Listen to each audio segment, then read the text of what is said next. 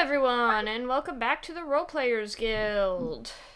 And welcome back. Oh, Alex, you completely moved. What? I didn't do anything.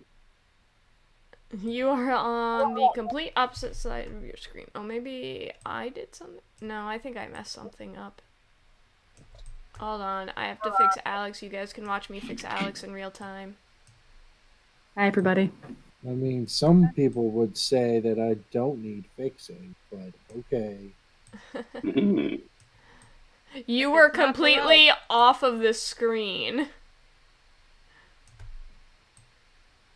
There we go. We need everyone to see your smiling, shiny face. I fixed it. Alrighty.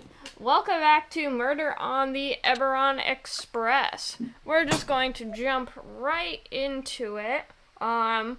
I am Beluga, your guildmaster here at the Role Players Guild, and I play Fist of the Queen, a barbarian monk multi-class. Passing it to you, Alex, and there's your warning, Laura, because you're next. Alright, I am Falcon, otherwise... I'm Alex, otherwise known as Falcon. Whichever way.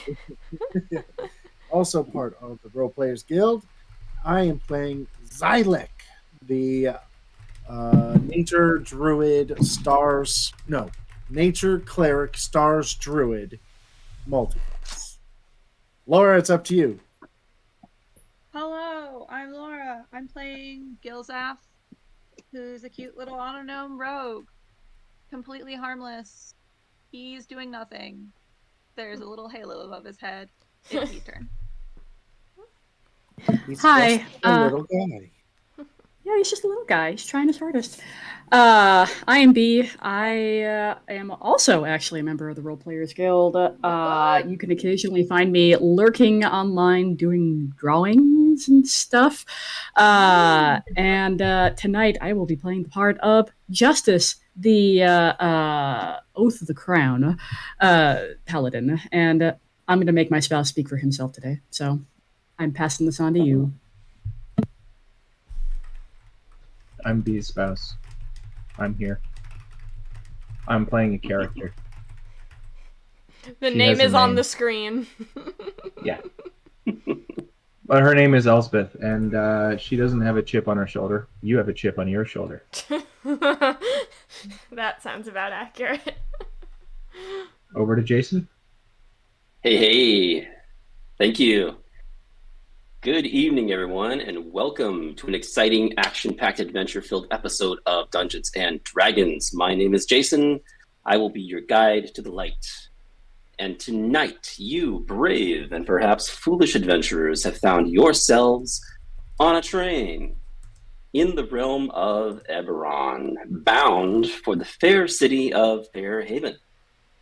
However, there has been some trouble on board. After all, the name of this adventure is Murder on the Eberron Express, and there has been a murder. When we first started out, our fair adventurers were hanging out in the dining car, right? Just kind of chilling, sipping on some drinks, chewing down on some sushi, some good stuff, and you noticed a group of people sitting at the table not too far from you, about 5 or 6 individuals kind of hanging out. There was some kind of an altercation, a verbal altercation.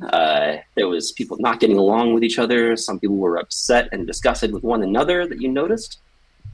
People kind of, one by one, they got up from this table that you were kind of observing from afar and walked off in a huff.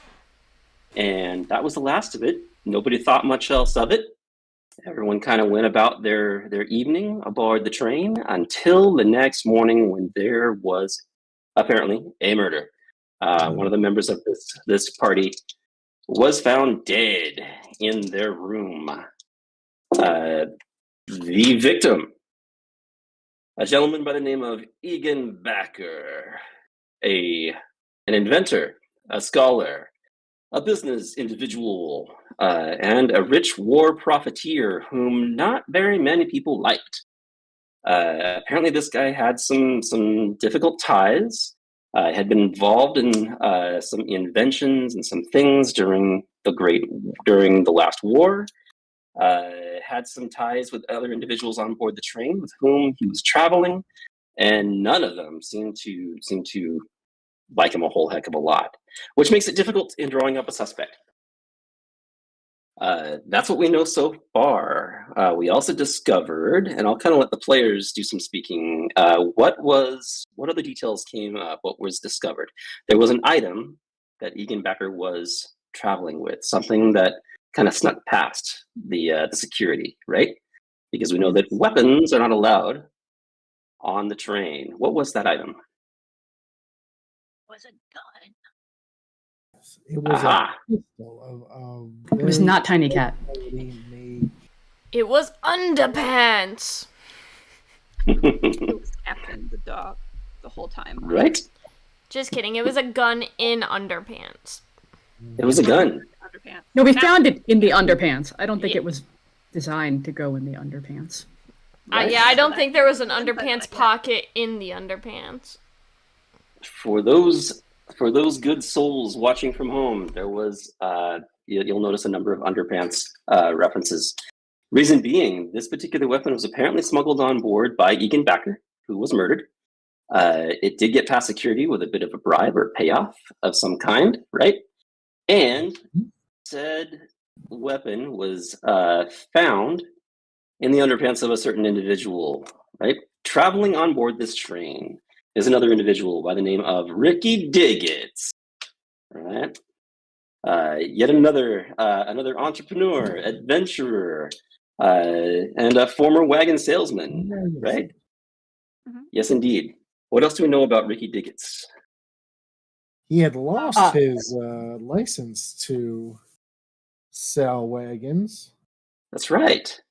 He's also in the room directly next to the Oh wait, no, he's not. He's one over. No, he's 2 down Mhm. from it. No, he's 2 down. right, one over. 2 down. Mhm. He snores like a rabid animal.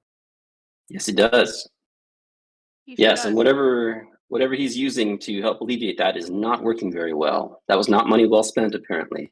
Yes, Ricky Diggets was a former wagon salesman. He apparently lost. He had a pretty successful venture going on. He had multiple dealerships throughout the lands and throughout the realms, and he lost his license due to failure to meet safety standards. Lots of complaints, lots of upheaval and backlash, and it was determined he no longer was worthy of being had the guild stamp of approval to manufacture and sell wagons, which makes it kind of a comical piece there because right there on Ricky Diggett's logo, it reads, "Integrity you can count on," right? Rad picture of Gilzaf there. Hey, Yeah. What do you I think, made him- Laura? How I made active? him jumping off of the bed too. Ah, He's adorable and I Aw. love him. not This is bad. I'm gonna That get is that tattooed Laura's. on my body. Yeah, that is Laura's character, Gilzaf. All right. But the crazy thing is, when it was discovered, when we heard Ricky Diggett snoring, Xylek was kind of moving about in the hall, and he heard the snoring. He popped into the room, see what was going on, woke Ricky Diggett's up. When Ricky Diggett's rolled over, there was a gun tucked away in his underpants, and he pulled that thing out. He didn't. It was a. Sorry, what was that, Laura? Okay. Yeah, he pulled that thing out, had a look at it, and he appeared surprised, saying, "Well, paint me green and call me a watermelon," and was perplexed. And that is kind of where we are now. We have Ricky Diggett's hanging out with the murder weapon, and Xylek just kind of staring at him.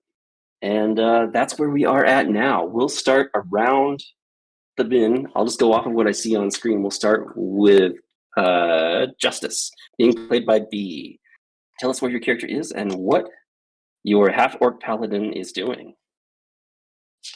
Give me a second to get into character here.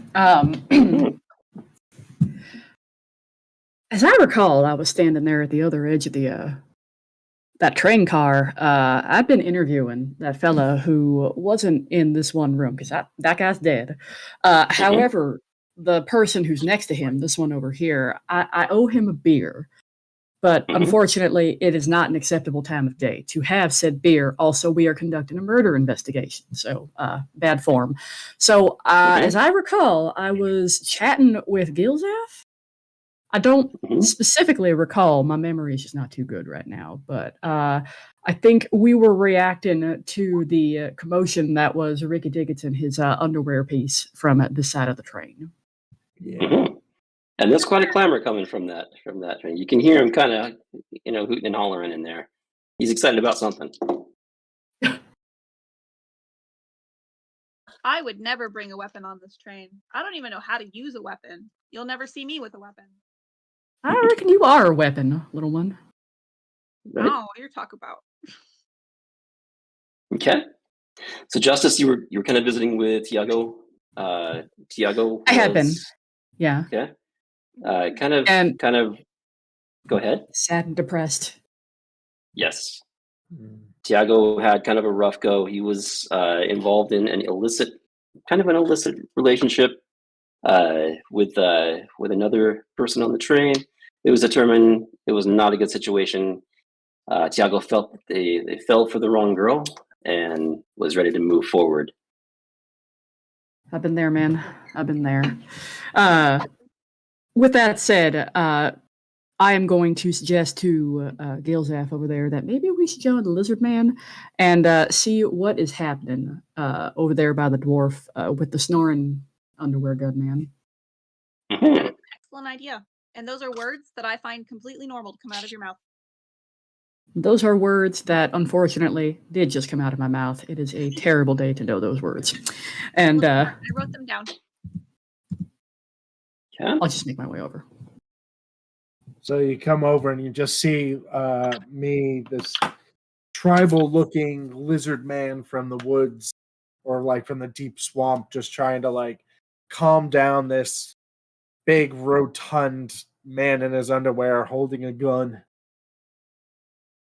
All right. I mean, you have a murder weapon right on you. How can I not suspect you to be the person who killed that guy? I'm just tossing this out as a suggestion, but maybe you should question him. Okay. Right. Ricky kind of he's standing there in his tidy whities, holding this massive hand cannon. He's looking at you, and he's, I gotta tell you, listen, man, I don't know what's going on here. I woke up with this thing. This ain't mine. I ain't never seen it. I'm so flabbergasted. I don't know what to do right now. And he's kind of waving it around a little bit, and he's kind of It makes him. It's making you a little nervous. He's waving the barrel around a little bit. He might not be real comfortable around weapons of this type. And then he just kind of like drops it on the table. That ain't mine. That ain't mine. A likely story. Can somebody pick that up? A, it's a murder weapon. B, I don't feel comfortable with that thing just out there. And C, there's something called like tampering with evidence, and that is exactly what is happening here. So, like, if you've got a napkin or a handkerchief or a... That is an excellent point. I forgot I had clamps. Clamps. All right. So I will definitely go on over there and pick the piece up. Okay. Seeing the Yeah, go tiny ahead and robot reveal man with the gun, Justice is going to say, mostly under his breath, but he's not trying to terribly be like quiet about it. You know, actually, that seemed like a better idea before it was enacted. Now it's Yeah, I've Okay. never really seen one of those things before, so I don't exactly know what How- we're dealing Well, I with. was talking about. Yeah, how big is this gun? Okay. It's pretty massive, and it's pretty. As you at first glance, it's quite a bit more fancy than your run-of-the-mill firearm hand pistol that you might see in the realm. Got a lot of little extra trinkets and gadgetry kind of wired up and moving throughout the frame of the weapon. On a scale of 0 to 2'4", Mhm. how big would you say it is?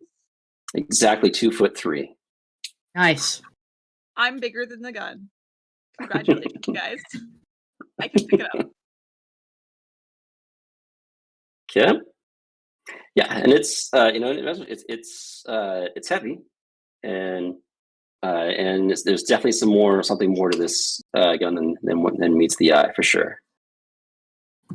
I investigate the gun while everyone else is Yeah. talking to Ricky, since I have it. You bet. I'm made of metal. That's got to be good for I something, will- right? I will cast guidance upon you as Okay. you attempt to investigate this. That's like thing. a 4d4. Yes. Add a Mhm. d4 to your roll. Okay. Investigation is 22. 22. Okay. You got it. Okay. So it's an intricate pistol. There's a couple of different mechanisms. There's a plate where your hand goes on this gun that seems to kind of depress when you squeeze the handle. There are two triggers on this thing, which both seem to be kind of wired to different mechanisms on this pistol. There's a small plate on the side that says instructions. I will be Looks pressing like okay. Yeah. All right. So when you press that, there's a small portal that opens up on the table next to you, and a little notebook kind of thing, kind of like this, appears. Just kind of drops on the table on the table, right under the portal, and the portal just instantly disappears. I am going to be reading that while Okay. everyone else talks to people. Sure. Nobody saw anything. It's fine. Okay. But Opening do that you get notebook? like engrossed in a notebook and do you suddenly go silent as you like get engrossed with this notebook and with a gun in your clamps? Yeah, Right. yeah. So you see a little tiny robot that's about the same size but slightly bigger than the gun pick up the gun and then making interesting like oh, and then metal clinky noises as he pokes around it. And then a notebook appears, and then suddenly everything goes silent except for the occasional turn of a page. Okay. It's like when the kid in the next room goes silent. Exactly like that. Okay. Does anybody have a bed sheet? It's A bed sheet. Well, we got one right here, and I'll go over to where the bed is that Ricky was on. And just Yeah. Hey, sorry, yank off buddy. the We're bed gonna sheet. borrow this. we're borrowing this. And I am going to look at the little rogue who is engrossed in this magical user's manual, is my assumption here. And I'm going to say, while you've got your clamps full, I'll just take that. Let's just wrap this up in there. Thank you. Yeah. Carry on. Yeah, and Ricky's just kind of fumbling for his pants at the moment. He's, the first order of business is to become. He says, "My first order of business is to become dignified. I got to get my pants." He's kind of clambering over to the dresser thing here and going through the drawers. He pulls out this large pair of traveling trousers, and he's kind of stuffing one leg in. He's kind of fumbling a bit. He's obviously he looks a little nervous. He's doesn't have a lot of control over his motor skills. He actually falls down a little bit with a big loud bump, and as he's trying to get his pants on. I reckon it'll take more than pants to get your dignity back, but I appreciate the attempt. I'll be out here looking for clues, I guess. If you won't need the gun. I've got it. And he's gonna tuck the bundle under his arm while those two go. And he throws up a hand and says, "I do not need that gun. You are absolutely right." Yeah. And looking through the notebook, Gilzaf, most pages are blank. They look like this. But the few pages in the front look like this. They're filled with notes and charts and things like that. And you're able to deduce that this is a firearm, and its purpose is to operate without making any real noise. It doesn't. It just fires a very quiet shot. It also does not. Automatic silencer. Yeah, it's a silencer. It seems to work with the silence enhancement or the silence spell. And the other cool thing is it doesn't appear to require any kind of attunement. So just about anybody can use this. Oh, anybody could use Oh it. my. Yep. Uh-oh. This seems dangerous. Okay. Does the manual have like instruction for what those two buttons were? Yeah, one of them operates the silence mechanism, and the other one fires the round. There's also the only other note of interest that you see here is a note at the very bottom of the page that says Sarlona, trade contract. I'm going to say that out loud. Mm-hmm. Can we history that? And then I'm going to spell it. Yeah. Mm-hmm. Yeah, I'm a country Sarlona. boy. I've handled rifles. Let's see what happens. Okay. That is not a good history roll. I don't know a goddamn thing. Okay. I will also history because I'm actually reading it, so I could probably do that. 5. You got a 5, Justice. Okay, Sarlona is definitely a line of fast food restaurants and fast food establishments that are you can find probably find one in Fairhaven. He's pretty certain of what that is. That's what that is. Can I aid her? Can I aid his investigation roll? You might. Roll? You're kind of looking at the thing. You can certainly, go ahead and roll for it. You may come up, maybe aware what's happening there. You might have heard Justice talking about the. Are you aiding chain, the restaurant or are you chain? rolling it? Aiding you. Oh, okay. That means you can roll again with advantage. I would roll it. Yeah. Just to roll a second right, d20. So let's see. Something along the lines of restaurants. What? 13. Look at that. Okay. All right. Not hard to see. Better than I a see. 5. Right.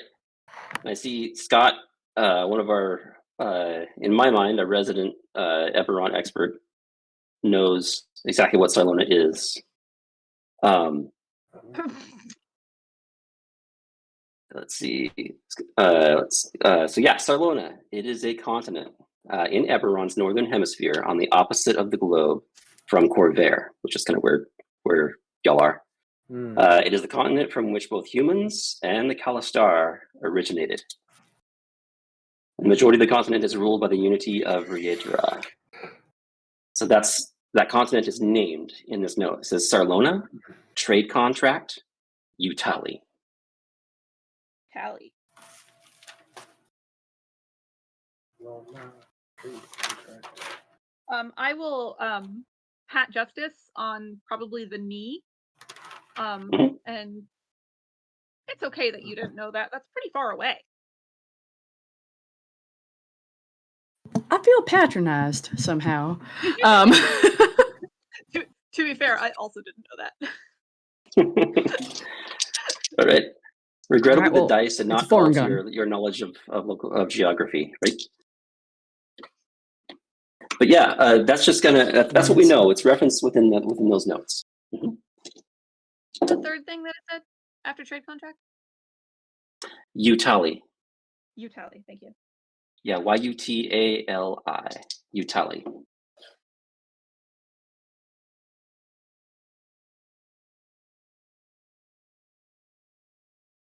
Okay. All right. So you're just so those are the details you're able to pull. It's it's a firearm. It can operate silently. Does not require attunement. And there's some odd notes there about a possible trade contract with Sarlona. And then just the word Utali, whatever that means, whatever that is. Meanwhile, Ricky Diggis has got his pants on. He's kind of figuring stuff out and trying to. You can kind of see the gears moving. You ever catch somebody either red-handed, guilty, or in a situation where they appear like they've done something they shouldn't have? He's trying to figure out his story and figure out his strategy for getting himself out of this latest mess. Meanwhile, yes. Just Go real ahead, quick, Hal. can I do like a sense motive or an insight check on him Inside check? Yeah, just to try to believe his Yeah. ramblings. Yeah, you bet. So Help with that if you like. it's Because a 7. Okay. Gilzar, how can you help?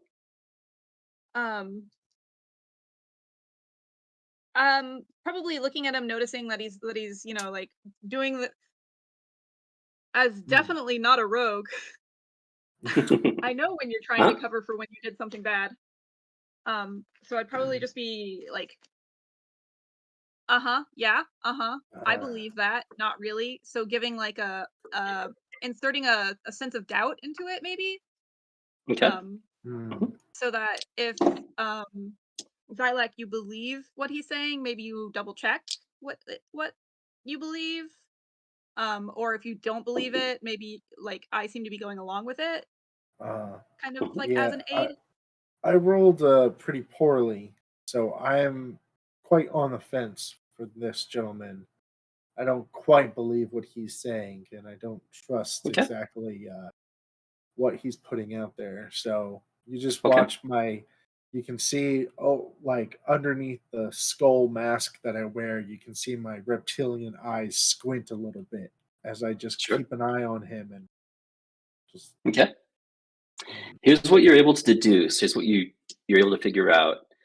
He's caught off guard, and he is quickly trying to figure out what to do next, how to keep himself out of further trouble and whatnot. He realizes he doesn't know. He may not know the full story. He may not, and I'll help you out here. He may not know that there's even been a murder. The dude just woke up. What he does know is he woke up with an enormous, fancy-looking gun tucked into his underwear, and you never want to wake up with a firearm that you don't know about tucked into your underwear in any circumstance. In your pants. Yeah. Right. That you didn't notice was there until you woke up. So that's what you know, right? Look, so that's what you know, is that he's caught off guard. I can't make heads or tails of any of this. Okay. All right, let's see what others are up to right now. Beluga, tell me where your character is. Beluga is playing Fist of the Queen, right? Yes. Tell us what you're up to. If I remember correctly, me and Elspeth are in the front car, where the conductor is. Okay. And I had been investigating their living quarters and I Mhm. found a like coin purse or whatever that had money in it in their trunk that had more money than what a conductor should be carrying. Correct. Yeah. And this appears to be some. Let's see. The currency would denote, and I'll have to ask. This is knowledge about Eberron that I do not know. I probably should know, but do not. Does anybody know what currency kind of looks like in the region? Is there separate? And is there separate currencies for these different nations, these different groups, assume. or is it just? Did we know? I offhand? don't know. Okay. You can look it up in the book. Okay. while you- Well, I'll say this: if there's any way to deduce that, if there's any way to kind of tell, it looks like this came from the city of Towers, from Sharn, which coincides with where Eganbacker did come from. So you are able to kind of put those factors together. Each of the 5 nations began to mint its own currency along with the Moror bankers. Okay. So this is Sharn coin. Okay. So not where we're going, but where we came from. Correct. Okay. It'd be really cool if this map actually folded out. Mm-hmm. Right. So I think I left the money but was making a note of it. Okay. That sounds accurate. Putting it back into the bin. Yeah. Okay. And I don't remember if I found anything else. Okay. All right. Good. Anything you want to do next, Fist?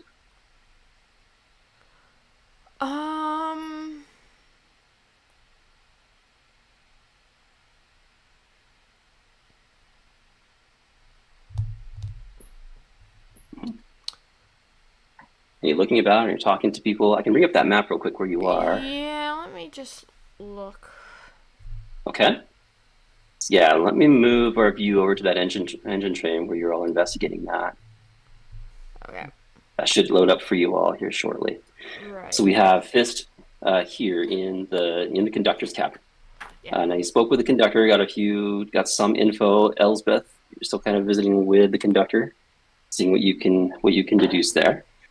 And so this is where you found in this foot locker bin here. Mm-hmm. That's where you found that bag of coin, and that's definitely more gold than a train conductor ought to have. Okay. I think I also checked like this pile of like clothes on the ground to see if anything was hidden there, but I don't think I found anything. Okay. No pistols and any underwear? So I'm gonna be next I want to check like behind pillows and like end tables, like these end tables here. Okay. You got it. All right, go ahead and run. Tell me how you're looking there. So I'm pulling back like pillows, like patting them down to make sure nothing is hidden inside them as well. And then as far as the drawers go, I'm opening them and like sticking my hand in to see if I find anything, if anything is hidden. Okay, so being pretty thorough there. Let's go ahead and put it to the dice with an investigation roll. Good. See how we do there. Investigation. Okay, it's not the word. 13. Okay. All right. Looking through the sheets, looking through the other storage containers, the chests, and things like that. You do find what looks like an employment contract for the conductor, saying that he's chartered by the appropriate guilds, which I really need to memorize to officiate as a conductor for this particular train.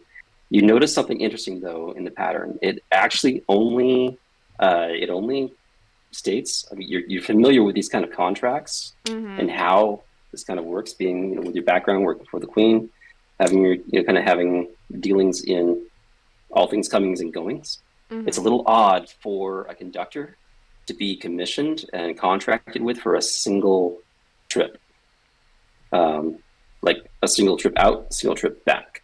There's usually a circuit. There's usually different cities, different locations, things like that. This individual was commissioned, was contracted with to go directly from Fairhaven to Sharn, and from Sharn back to Fairhaven, and that strikes you as a little odd. Okay. Okay, Elsbeth, visiting with the conductor. Tell me what's going on there. So I recall Elspeth had already talked to him a bit about trying to sort of, what's the best way to put it, leverage his ability to continue to work for House Orion as a potential bludgeon for getting him to cooperate. Because she knows what it's like to be part of a house and to work for a house. And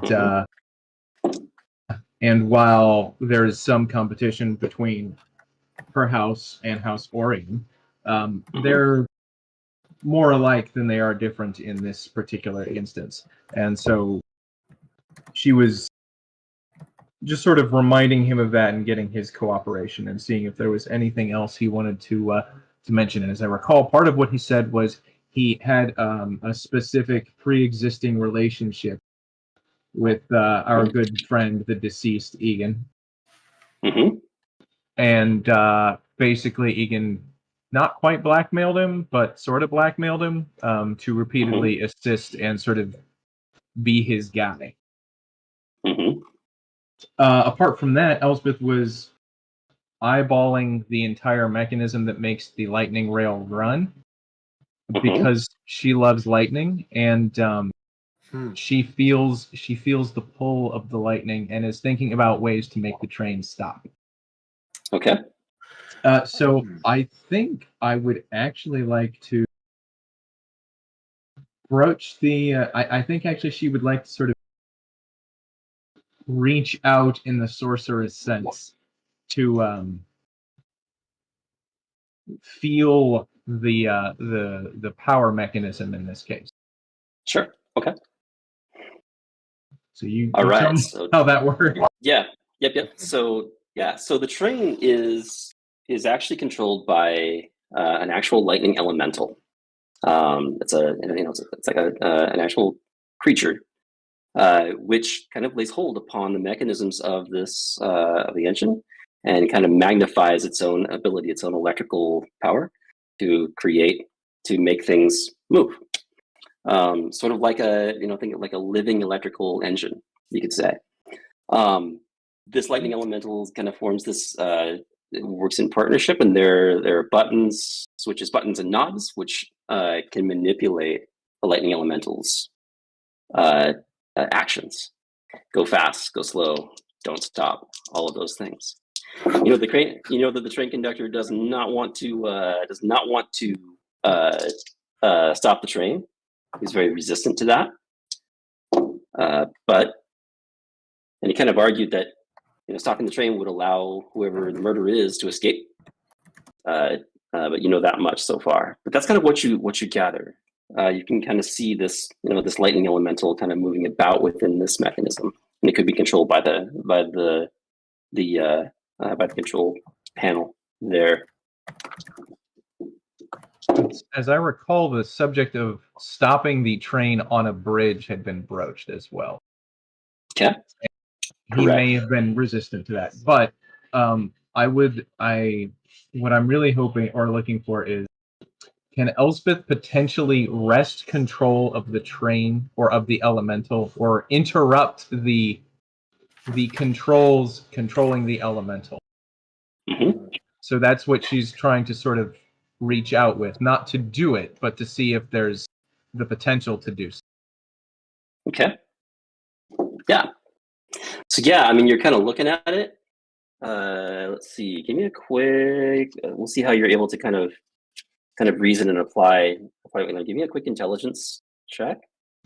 Can I use charisma because I am sorceressing this? Sorcering this. I have no arcana ranks. This Okay. is Tell all. me how you're. Yeah. This is all 100% like vibes-based magic. Okay. Vibes-based magic. Tell me your plan then. Tell me how those dots connect.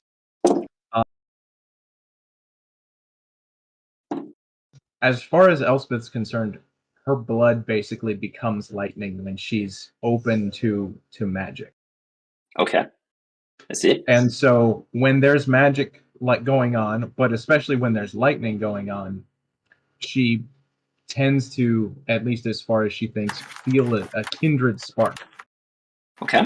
So in this case, the engine itself is most likely having its own tug and maybe somewhat jeopardizing her personal self-control if she got in contact with it. Let's not worry about that right now. Okay.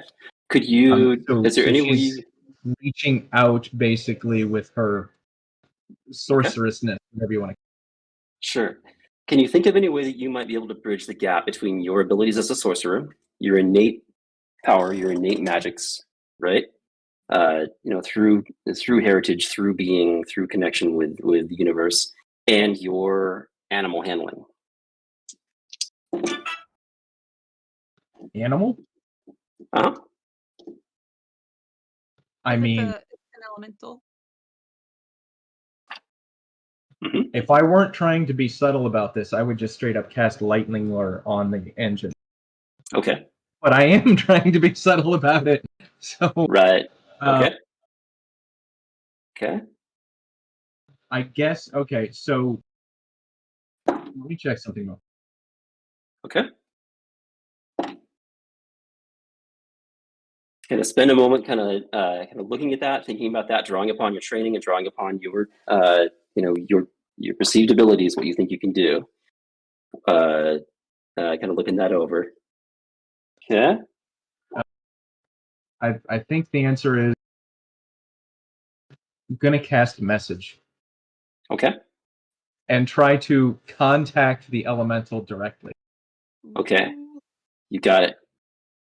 Bold strategy. All right. So you're fairly confident that could work. You're fairly confident you could kind of melt with this elemental and communicate it effectively. Are you casting message? Yes, just to sort of open the lanes of communication. Okay. You got it. So you connect with this entity. You're able to kind of speak to it with your mind, able to communicate with it. You feel, and let's see, you kind of feel that it is tied to this machinery. You're not sure if it's been coerced or if it's some kind of involuntary servitude or whatnot, but it is tied to this machine, and it's able to maneuver to control it accordingly. I'm going to ask using message if it can be free and if it wants to be free. Okay. Okay, it's fairly content with what it is, with what it's doing.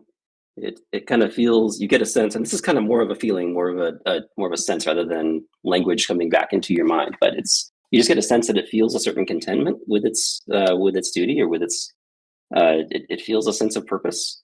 It's happy with that. It may not be aware of greater freedoms that might be available to it. Maybe it's been in captivity its whole life, but it's not. It's not suffering. At the same time, it might not be aware of greater joys or greater freedoms. Okay. Kind of like a Pokemon. We just kind of wonder why those things are actually happy hanging out in those little spheres and made to fight each other. We're just like, what? But okay. Because they're delicious, that's Apparently. Now, I don't know if this is true or not, but this has always been in the back of my mind about that very question. Mm-hmm. Wasn't there a bit of lore about Pokemon that before they were introduced to trainers and Pokemon or Pokeballs, things like that, wasn't it like laid out that the Pokemon were all like super vicious and like were constantly fighting each other and like destroying the lands? But then when they became domesticated, so to speak, they had to allow a source of outlet for that like aggression that they were almost instinctively bred with. I And think that's that why they created Pokemon battles. they were used for military purposes, is something I heard. Hmm. I don't know. Yeah, I don't know. Oh no. Yeah, I haven't heard, but I do know that if I was the head of, if I was the creator of Pokemon or the head of that company or whatever, I would make darn good and sure to create some kind of a narrative so that that doesn't look like a giant pit fight with giant dog fights. So somehow somehow they're happy and whatnot. But that's that's kind of the sense that your character Scott is getting, that Elsbeth is getting from this entity, is that from this elemental, is that it's content with what it's doing. It feels a sense of completion, I guess, or a sense of fulfilled duty in running this train and providing this service. And is there any way I can sort of sense what is providing the containment? Again, this is not wizard sense. This is just 100% sorcery vibes in. Right. Just Yeah, you're not exactly certain. It just kind of seems tied to the mechanism at the moment. I'm gonna try an Arcana check here. I'm gonna try. Okay, go ahead. Okay, that's a good roll. That is a All very right. good roll. That is a natural. Out of the park. Natural roll. Yep. That's a nat 20 on that one. Yeah, you do a couple things. You are fully aware, and you're welcome to pull from your knowledge of Eberron and how these things work. Whatever that is, I mean, you're able to able to understand exactly how that is set up and how these things work. You're also able to communicate pretty effectively with it as far as what's needed and what you'd like for it to do. Cool. I will keep that for a number of reasons, not least of which is because it's probably a trade secret. Right. Indeed. Then, unless do we have this guy's name? I didn't write down this guy's name. The conductor. I literally. I think it was mentioned. I think at some point he mentioned his name. I'm pretty sure he did, but I don't have any useful notes from last time. Yeah, I didn't write it down. His name is Ted. Ted. Wait, the Ted? The Ted of Ted Johns? No, but he was named after the Ted of Ted Johns. Oh, okay. That's why he's a train conductor, not a woodsmith. Right? Woodworker? Not a carpenter? doormaker, right? Carpenter? Yeah. There we go. There. A woodsmith. A doorsmith. I think Elspeth is really relatively done and is just going to let Ted know we'll continue our investigation and we will of course come back. But do keep in mind that stopping on a bridge would avoid your problem about escape very, very easily and would also provide plenty of time for this to be taken care of so that, there's no, what do I put? How do you say? Issues with the authorities on either end of your trip, because I suspect that it would look poorly on you and it would delay all of us rather a lot should we have to, discuss things with the authority. All right. Elsbeth, after kind of speaking, actually do give me a quick, let's do an intimidation check on that.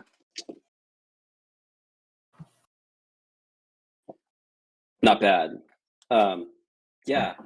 And your perception is kind of middle of the road, but it's not hard for you to figure out that this train conductor is sweating. There's definitely something there under the hood that he's hiding, and he just really wants this trip to go as smoothly as possible. And if there's anything else you think we should know about your unfortunate, well, really, possibly blackmailing by that associate of yours, I'm sure you'd be kind enough to let me know so that we can make sure that doesn't reach the ears of anyone that shouldn't know, yes? Mhm. Okay. Good. And let's see if there's anything else that he wants to. Okay. He says, "What I can tell you is that loyal retainer running around with him. What's his name? Theramos. That loyal retainer, Theramos, has been running around with him. He's doing his bidding as well. If you have any suspicions about whatever Rickenbacker was up to, you might try questioning that individual, Theramos." Could you describe him for me? You can just say he does. Yeah, exactly. Right, throwing the DM on the pedestal. I didn't draw him. Oh, but yeah. As long as he can do it, and he does, then we're good. He does. He certainly All does. Yep. And you get in that description. We'll look at his token. It's on the other map. But yes, he describes him and gives you you have a pretty good idea of what he would look like were you to see him. Mm-hmm. You've been so very helpful, and I do appreciate it. So if anything comes to mind, do let me know, and in the meantime, we'll continue our deputized investigation on your behalf. All right, good. And she will go and check in on the old fist. Okay. I'd say Stepping in to check on fist. I would say that probably by now I've finished looking through everything and was coming out anyway. Okay. I'll share info. Yeah, I'm gonna. I actually am going to grab the coin purse on my way out, as well as the contract. Okay. Sticky finger. I'm not stealing it. I'm going to present it. But I do want to, as Elsbeth is coming over, I'm going to kind of gesture her to join me in the room so that I could privately tell her what I found and what she thinks of it. Mm-hmm. Okay. So the two of you share that info. Pretty much I'm like, these are some interesting things that I found in here.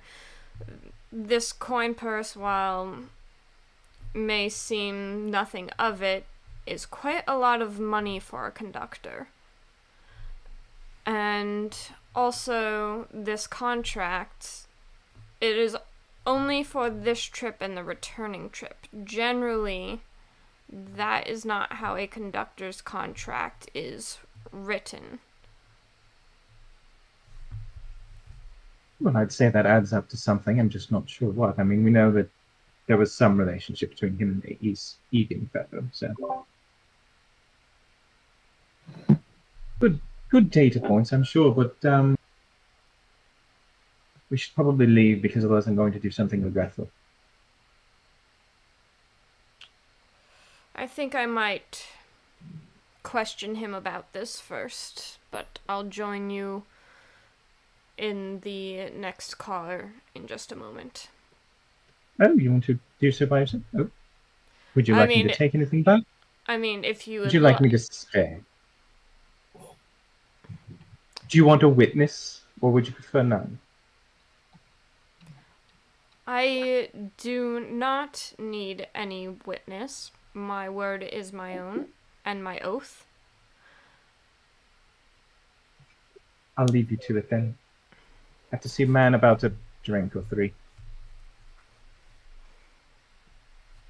She just kind of eyes you as you walk out. She is so suspicious of you. That's good, because Elspeth has no intention of being in there. Mm-hmm. All right. So you park back and head back into first class, Yes. where there is quite a bit of excitement. If you haven't been aware of it just yet, but there's quite a bit going on there. So let's circle back. Justice, tell me what you're up to. Kind of witnessing all of this stuff going on. Tell me what your character's up to. There's not a whole lot going on here. We've got the little robot fella reading a manual. Ricky Diggins is an idiot. I'm sorry. I'm sorry. That man is a complete moron. So, and Justice, whose dumb stat is int, is even just thinking like, oh my god. So he will pop over to these two, the gun still tucked in bed sheets, tucked under his arm, and he's going to say, look, I trust the two of you here. You two will be fine here. Just question what you need, look for any hidden clues. I'm going to go and try and see what's in that next room over here and make my way back over to toward the ladies. All right? Good? Yeah? Great. Okay. And Okay. I'm going to move over here and listen at the door. Okay. Let's see. Okay. That's a Yeah, good you don't- perception check. Oh yeah. Okay. Let me check what's going on inside that room. Okay, cool. All right, so you hear. Let me see. So you don't really hear much at the door. You do kind of see, looking down at your feet. You do see some points of light, just like kind of emanating from underneath the door, underneath the door shutters, which is a little odd. No because these sound. doors do shut. No sound. Nothing that you actually hear. Mhm. Knock.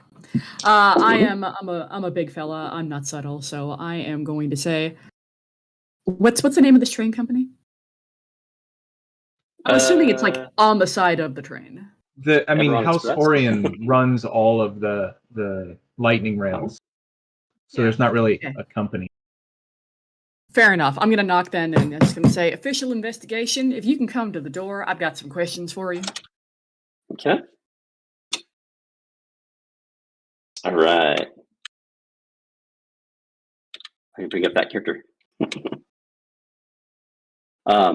So the light, when you knock, when you say that, the light that emanates from underneath the door quickly disperses. It's just darkness, and then the door slowly opens up, and you see. Let me see here. I'll open up this room, and you see what looks to be a female standing before you. Let me open up this room. Got to reveal areas, right? There we are. All right. Okay. Frozen. And she's just kind of looking at you. She's kind of, I mean, depending on what your character is attracted to, she's just kind of like an odd, striking beauty, but a little bit almost otherworldly, just a bit. How odd. Just kind of, really fair features, like just really like chiseled, like chiseled symmetrical face lines, deep eyes that just kind of look into you. All the tropes, man. Oh, yeah. You know, it's just Get legs up to Right. here. right, that kind of thing, or just kind of whatever. 'Cause different people are attracted to different things for sure. But just kind of, if you ever kind of met somebody and it's just like, they kind of take you back a little bit with that, and it's like, wow, and you don't want to be uncomfortable, you don't want to make them uncomfortable, you don't want to be a jerk, you don't want to be like, but it's like, but inwardly you're like, Damn. huh, right, yeah. There's Right. just kind of that's there. That element is there with this individual. May I help you? And actually, I'll roll off of that, and he'll kind of stand a little straighter. Obviously, the gun, thankfully, is tucked away in some sheets. And he's going to say, on behalf of the house and I've been part of a group that has been deputized to investigate a crime that has committed or been committed upon this car. I was hoping I could trouble you for a couple of minutes of your time for questioning. Mhm. Okay. She says, "This is about my husband. It's not a good time, but I suppose one might be a good time to lose your spouse. Come in." Of course. I'm going to leave the door open, but I will follow her into the room, kind of taking a look around. Would you like a quick perception on that, or Yeah. Go ahead and give me a quick roll on that. not bad? Okay. Sorry, I had that hidden under another window. 15. All right. Yeah. So the room is pretty immaculate, actually. The bed is made. There's everything is just kind of in order. Everything's kind of put away. The only thing that you notice that's a little out of place. I mean, you do notice like an impression on the bed, like she might have been sitting there a moment ago. The only thing you do notice is this beautiful gem sitting on the side table next to the bed. Loose or set into anything? It's not sitting. It's just kind of sitting on the side of the bed. Okay. Mhm. I am It's going to like- lead off with. It's like maybe like I don't know, like maybe like golf ball size or so. Jesus. Okay. Yeah, and it's just Okay. this big. It's like this big blue gem. Really, really beautiful. It's just kind of sitting there on the side of the table. Justice will note that, and Sure. we'll also note the room because that guy was killed in the far room off to the right, right? Yes, he was. And I'm going to say, well, let me just lead off here, and I am very sorry for your loss. I understand that this is a really difficult time for you, and of course, I want to allow you as much time as you need to grieve and to heal, but obviously one of our big goals here is to bring this crime to justice and to see if we can't solve this conundrum that has come upon us, and you know, obviously we would like to make sure that all guilty parties are accountable and everybody gets what is he'll pause for a moment and then say everybody is going to get what they deserve here. Just kind of abandoning that train of thought, and he'll say, Okay. before I forget my manners, Sir Reese, and he'll hold out a big boy half-orc hand. Mm-hmm. Okay. Yeah. So she takes it. She takes her hand. Let me see. Her grip is tight and firm. She says, "I'm Teriana. I was Egan's wife." I'm hoping you don't mind if I start off with a question here, but was he in this room with you at some point? I just find I'm trying to figure out the position and where everything happened. He is, of course, as you know, a couple of rooms down. Were you two in separate rooms at the time? Excuse me. Well, I wish I would have been there to witness who did this dastardly, but I wasn't. I was asleep in my quarters. I had taken a sleeping potion, and I didn't realize that Egan.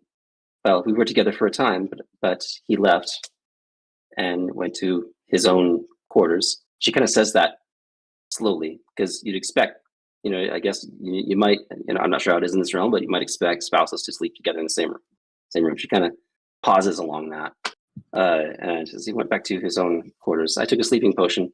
I didn't realize he didn't come back. All right. He is making mental notes of this, and he'll say, "About when was the last time that you that you two were in the same vicinity?" Last night he was here for a time. I had nearly About what promised him to time, stay the though? night. Approximately. Oh, I think it must have been close to midnight. All right. And you had taken a sleeping potion, and sometime after that point, he had gone off into another room, whereupon the crime was committed. All right. Apologies for prying here, but what was the nature of what was your relationship like with your husband? I will be inciting this answer. Okay. Yeah, she says, I married Egan 10 years ago. I fought in the war. He did not.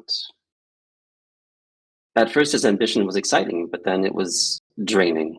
He's been neglecting me for the past 3 years. His rejection by the Baron of House Cannith South, means that he takes smaller rejections very badly. Between you and me, I think he made some decisions that might have come back to harm him.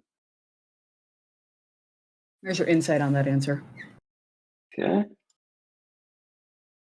All right. So she's telling the truth,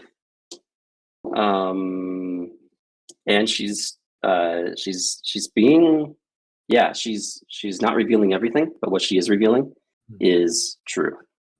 That's what you get. That's the notion that you get. And he will say, as a person who has gone through a separation, albeit a separation of a different type, I do understand what these things are like. You said the past 3 years, though, he's been neglecting you for his work, for something else. Was there somebody else involved, perhaps? Again, I am so sorry for bringing this up. In a romantic sense, or perhaps he was married to his work. I suspect he has a mistress, and I suspect it is the one that was traveling on the train with us. It happens, I suppose. But as I said, he was so into his work, it's hard for me to imagine how he found himself falling into an affair. But there we are, right? Indeed, indeed. Did you say that she fought in the war and he didn't? She did, yeah. So, yeah, he did not fight in the war. He was more of a war profiteer business guy. She did fight in the war. You mentioned, sorry, slightly off topic, you fought in the war. I mean, I did too. It's always interesting to run into other veterans. Indeed. I was a war mage. This is me and my unfamiliarity with Eberron showing. Same schools of magic as all the other settings, basically? Essentially, yeah. And she was, I don't forget the name of it, but essentially a support mage. Same setting. Tanks in the front, switches in the back. They're there to support on the battlefield, throw healing spells, disrupt the enemy, all those things. That was kind of you kind of get it. Like your character would know that was probably her role. Oh yeah, yeah. But I would confirm that and say more of an offense or more of a support kind of caster. The ones who would stay in the back of the line and make sure that those of us up in the front stayed alive. Indeed, that was my role.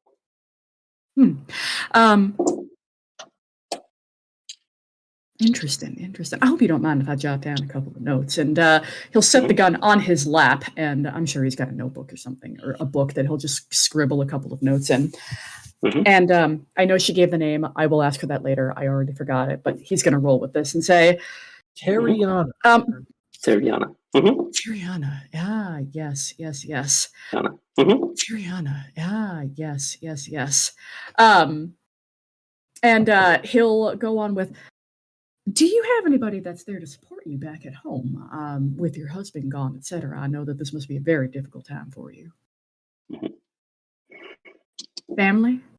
Children? Yes. My aunt. She waits my arrival in Fairhaven. And he'll nod and say, if you would like, and are comfortable doing so, if you can give us her name, we can probably send a message forward to her to let her know that something has happened. We don't need to give specific information, but she might wonder if the train is delayed. Going back to the issue at hand, though, and he'll kind of look around, look at the gem, and say, I do say that is a very large gem. Oh, yes. Have you not seen one of those before? And as you look at it, it's kind of an odd gem. It's got kind of like little kind of sparkly thingies in it that right now they just kind of hover, but they seem to kind of move independently just a bit within this gem. So it's like a golf ball sized gem. and it's just got little sparkly things in it. She reaches for it, and the little sparkly things inside this gem kind of react to her touch. And it says, "Yes, this is my Lucidia stone. Have you not seen one before?" I don't know if I would have. Mhm. I'm a farm boy. This is me to you, Jason. Yeah. Okay. Is there any reason I would have seen one before? You might. This is new to you. Yeah. She said you might see more of these throughout Corvair. They induce lucid. And she's saying this. They induce lucid dreaming. Have you ever wanted to control your dreams? I'm gonna be honest with you, ma'am. Most of the time, once my head hits the pillow, I don't remember anything the next morning. And no, those are entirely new to me. If you can't tell by the general mien and accent, I'm from a place a bit more country with a few less accoutrement, I think is the word to use here. Mm-hmm. Right. Okay. Right on. Yeah. So she kind of steps into a quick preachy tirade about proper sleep and all that is. Almost hitches like a essential oil salesman or something like that, right? Cool. With a gentle approach, appropriate voice, There with Ricky Tickets. right? Those two should get together, right? But she kind of explains that it's a gem that induces that when set next to you within a proximity of your head at night as you sleep, it induces lucid dreaming, allows you to control your dreams. She says it's a very rewarding experience, and I always wake up refreshed. If you have the means, I do suggest you try one. Maybe at some point. This might be a personal question, but if you have the chance to control your dreams, what's an example of something that you do in those dreams that you are aware you are having and controlling? Well, that's a bit of a personal question, but I did preface I with would that. I would answer. I would answer just about whatever you would want to do in a dream. Have you ever found yourself in one of your dreams, unable to control a situation that you would rather either not be in, or perhaps a nightmare, or perhaps you just simply want to imagine yourself in some other place, doing other things? That's what this allows you in your dreams.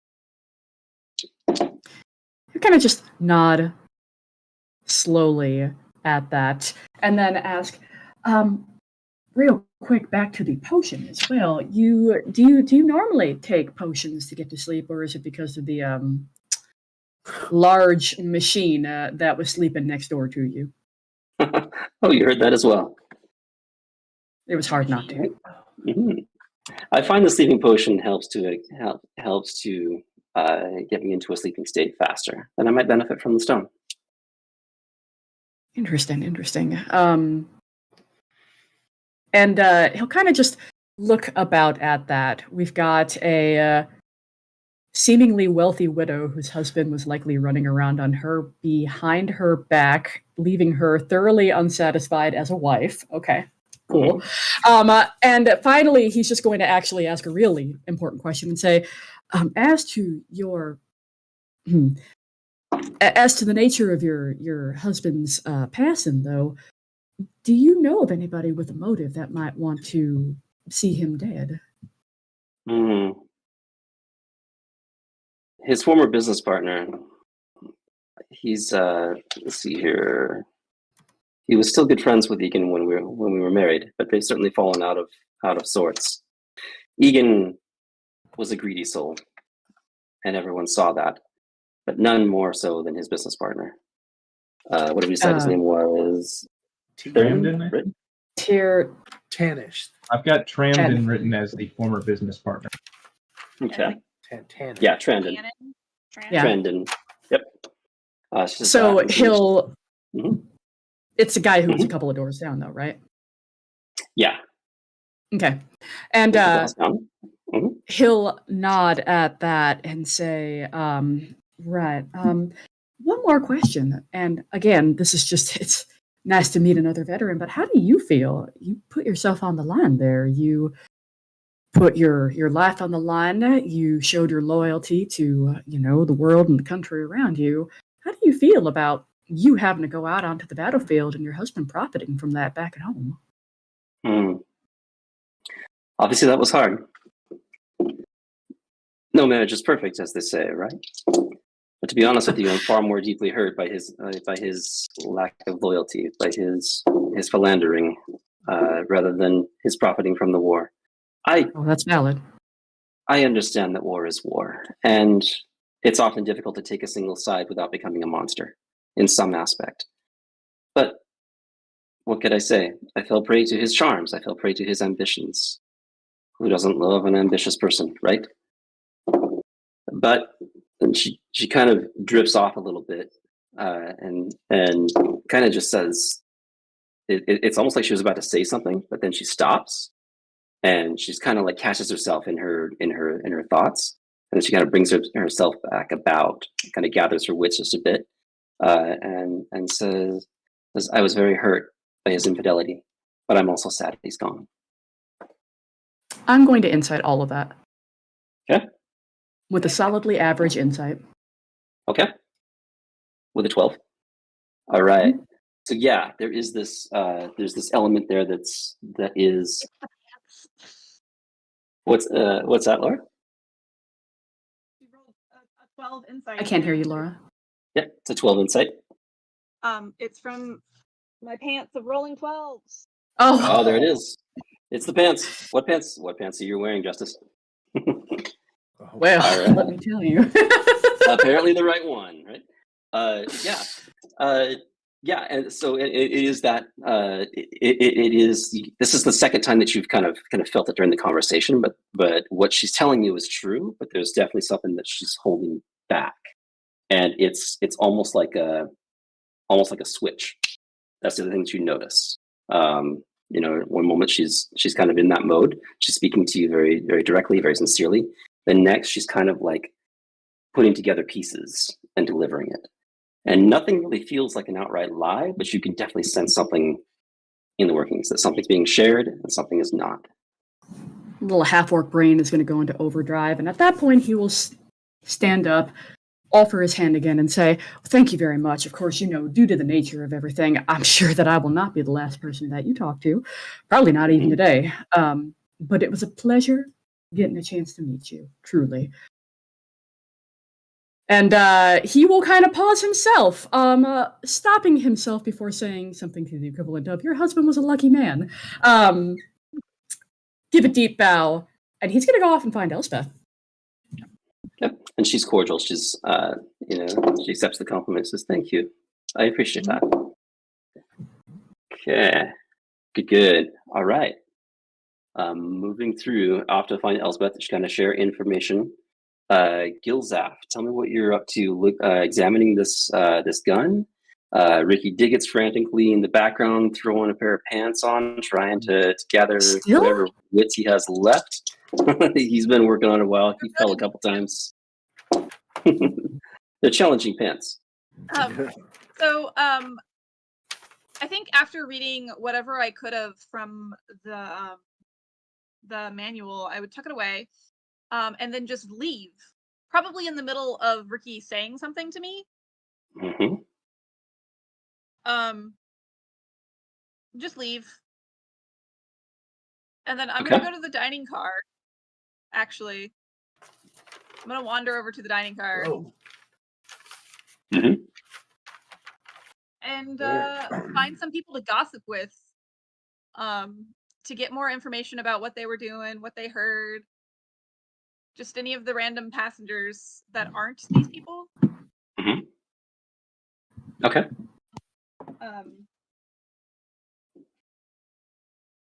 I'm really terrible at investigations. Can you tell?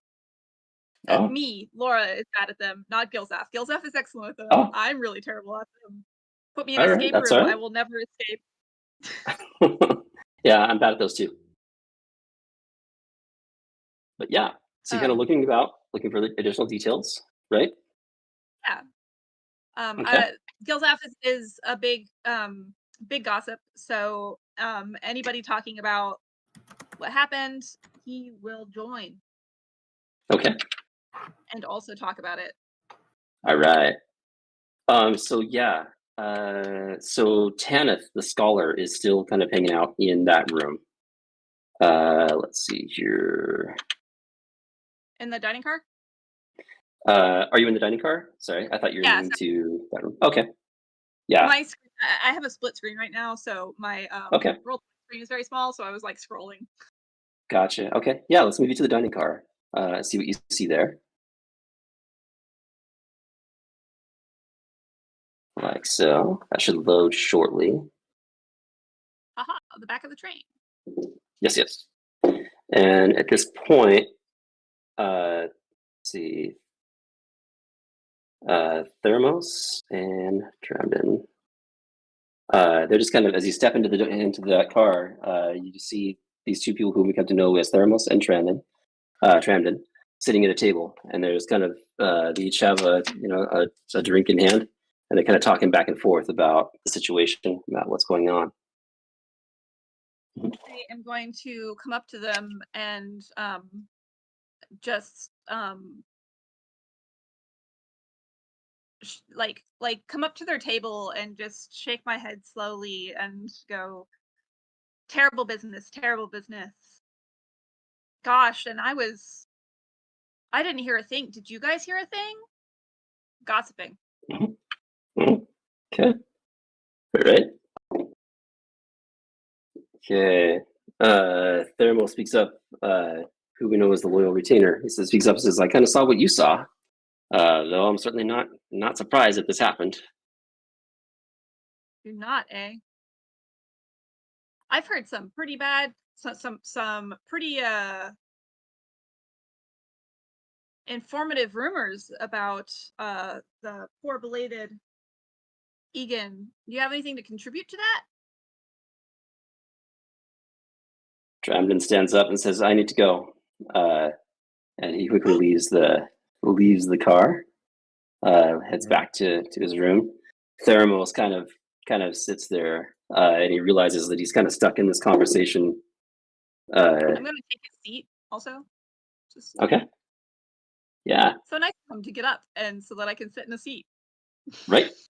And by It still sit, feels I warm. mean stand. I am Right. standing in this seat because I am 2'4". Right. Yeah. Cute.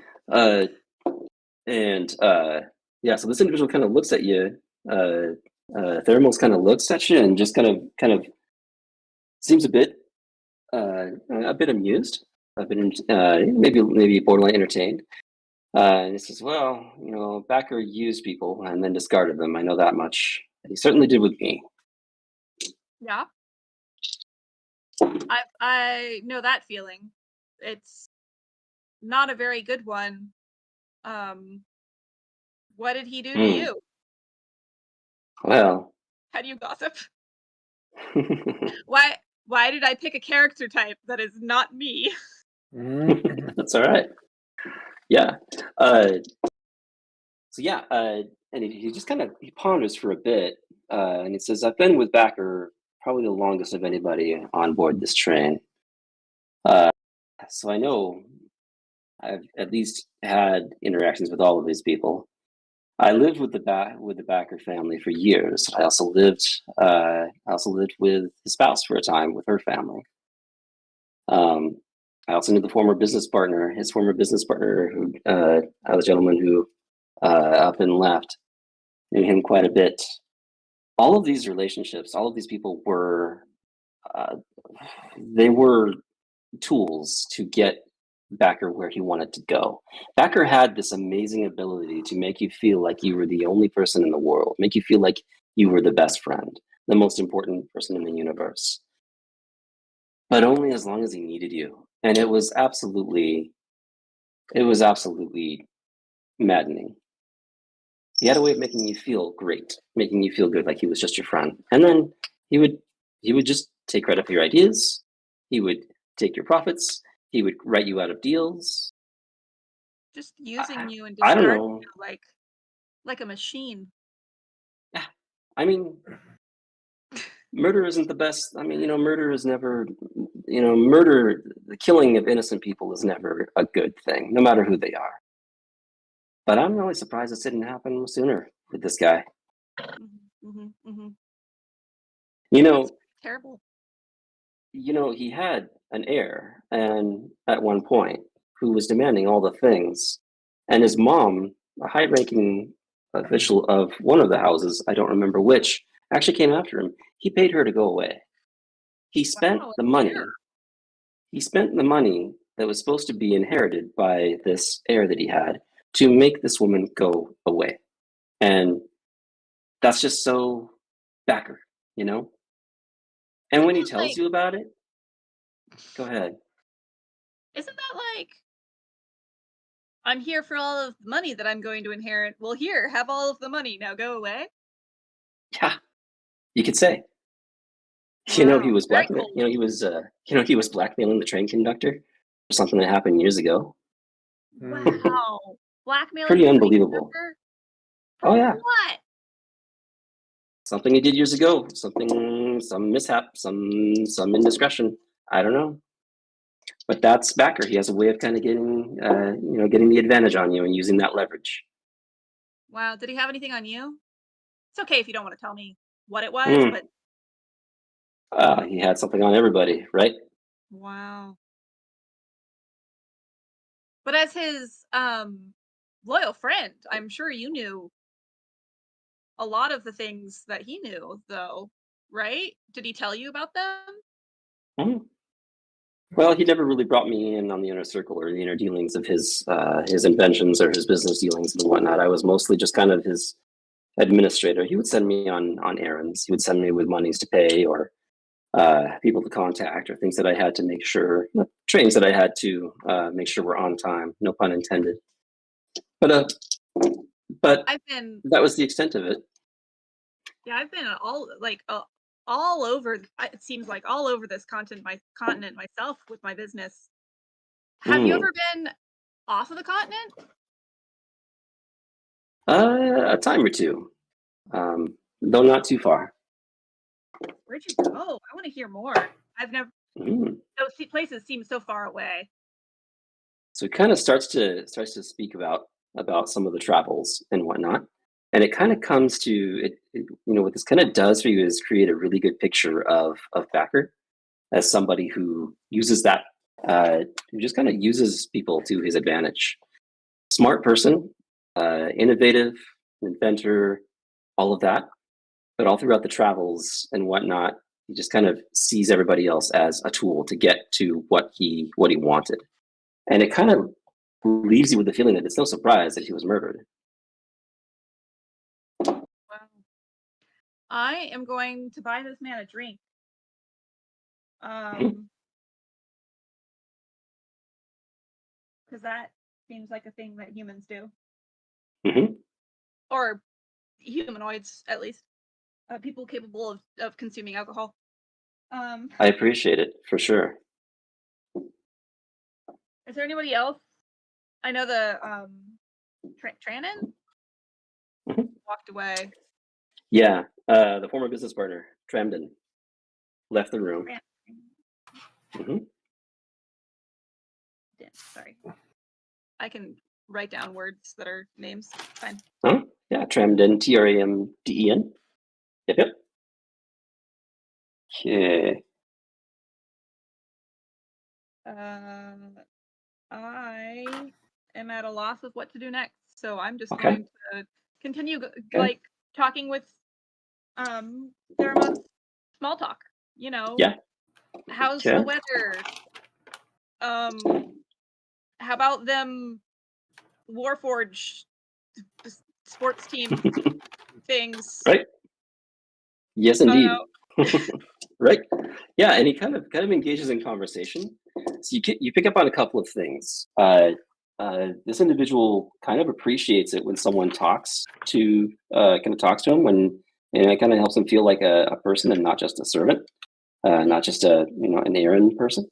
And you also kind of get a sense that he did not like his employer very much, though he was paid very well. But he really kind of painted this picture, and you feel like it's pretty sincere with all of this stuff. You don't feel like this individual is hiding anything. And yeah, it's just kind of he's just kind of an open book with that stuff, and really likes to talk. Really appreciates that you're inquiring of all these things. No one really talks to me like this. I appreciate it, and thank you for the drink. Yeah, well, like, just because we're servants or work in service doesn't mean we aren't people still. And just because I am made of metal doesn't mean I'm a toaster, right? So we all deserve to be talked to and our feelings heard, and yeah, things like. Can I get any more information out of him? Yeah. Let's put it to the dice. Please. Give me a quick. Yeah, we can run. Give me a quick insight. Insight. Uh-huh. I did not roll well. What you got? My bonus may help me, but not a lot. It's a 10. Okay. All right. Kind of middle of the road there. So here's what you don't really pick up any further details or any more information, but you can't help but sense that you may have picked up an ally of sorts. You think this person's innocent, and they're not really. They're sharing with you what they can, and not necessarily spilling secrets so much, other than just a general insight into Backer and his personality, and but you get a sense that you might have formed a bit of an alliance here. So as Gilzap, I appreciate you taking the time to talk. I don't get to engage in these kind of conversations all that often, and I just want you to know I appreciate it. Thanks for seeing me for who I am. Not a problem. Thank you for chatting with me. I always appreciate meeting new friends and think this guy's gonna be so sad when I don't contact him again once we get to Fairhaven. Right? Once we get payment, we're Wow, out of here. just ghosting him like that? Goodbye. That's really harsh. It's like What I'm the- using Right? him and then gonna discard him when we get What there. the heck, Gilzaf? Right. Can't just Yeah, and it's- ghosting him as soon as you get off the train. Nah, Gilsaf spends a lot of his extra coin at the message houses, sending messages to all of the people he knows. Yep. And it's that kind of situation where if you ever meet somebody who's just kind of emotionally I don't know, just kind of maybe lonely or whatever, just tired of being looked at like this guy's just really tired of being looked at like that's his identity. He's the errand person, he's the he's just that. And so it's a breath of fresh air for him, to be looked at by somebody. Just more than that, take the time to just kind of talk and ask questions and all of that. He appreciated that exchange. And it's not really anything more than that. It just kind of, but you do get a sense that you've made a deposit in the emotional bank account there. Whereas if you need to call upon that in the future, if you need a favor or whatever, they might be apt to help out. I did it, guys. Mhm. Yeah. I made a connection. I'm There a you go. real human now. Right. I'm a real boy. Yeah. right, Anything else? Anything else you want to do in that situation? Okay. No, I All feel right. like we'd probably be talking for a while, so. Okay. All right. Back in first class, Gilzaf. Kind of having a look at what's happening. Let's see Xylek. here. Xylek. Yes, sorry. Xylek. Kind of moving about and just kind of figuring out what's going on. You do notice a couple of things. You do notice this guy quickly step out of the out through the doorway, and he's kind of moving this way. Probably towards kind of trying to get out and move towards one of the rooms and whatnot. He's headed there. Mm-hmm. Oh, okay. I see. Oh, Mhm. so he's coming from this direction. Yes. Okay. All right. So I feel like I'm not really getting anywhere with. So, as a druid, I'm going to wild shape into a master. Okay. Into a mouse. into a mastiff dog. Okay. All right. And what I would like to do is I'm going to take a scent off of Ricky Diggett's here Okay. and travel back in the room where the murder happened. Room where it Okay. happened. All right. The And room where it happened. And as a dog, as a big old mastiff, I would like to scent see if I can catch Ricky Diggett's scent in this room at all. Hmm. So, Okay. as a mastiff, I have keen. What you call it? Keen hearing, Keen and smell or something. Yeah, Yeah. so I will get advantage on check. Okay. Now, All right. You got it. that's Can the you first take one. it? Well, I don't really need advantage because the second one was a 4, so that's a natural 20. Excellent. Okay. Yeah, for sure. You pick up a number of scents. You don't think Ricky Diggett's was in this room at all. You don't pick up anything like that at all. Anything of his scent.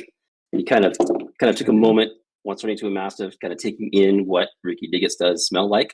Although nobody here wants to imagine what that might be like. What? But you, whatever that is, you do not smell that in this room, in Egan Backer's room.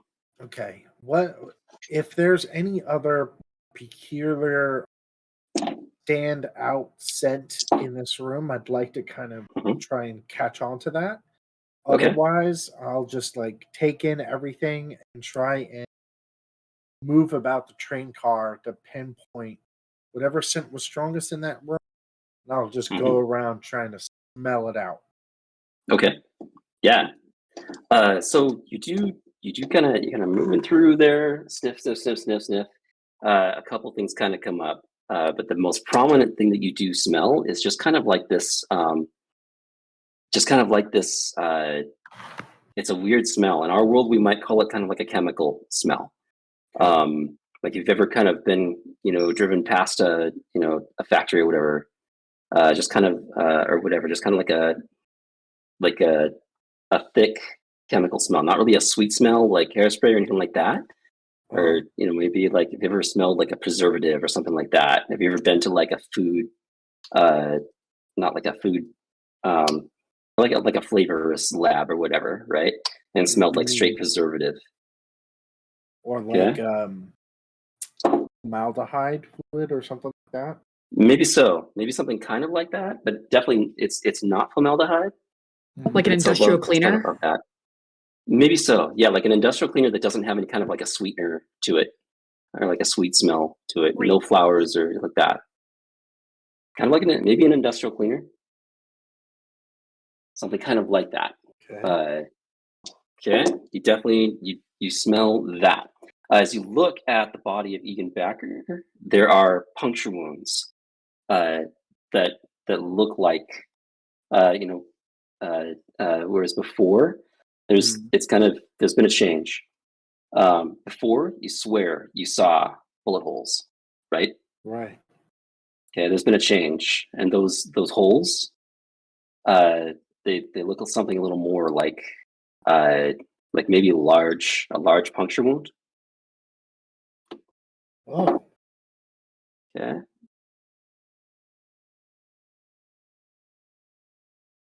Okay. I will make a mental note at this point. Okay. It was an illusion. Yeah, I can't cast spells, and so Okay. interesting. All right, I'll bullet holes. I look large puncture wounds. All right, what I would like to do then, after getting very significant chemical like cleaner smell, is Mhm. I would like to just travel in between and hallways and different train cars, trying to sniff out what that chemical smell.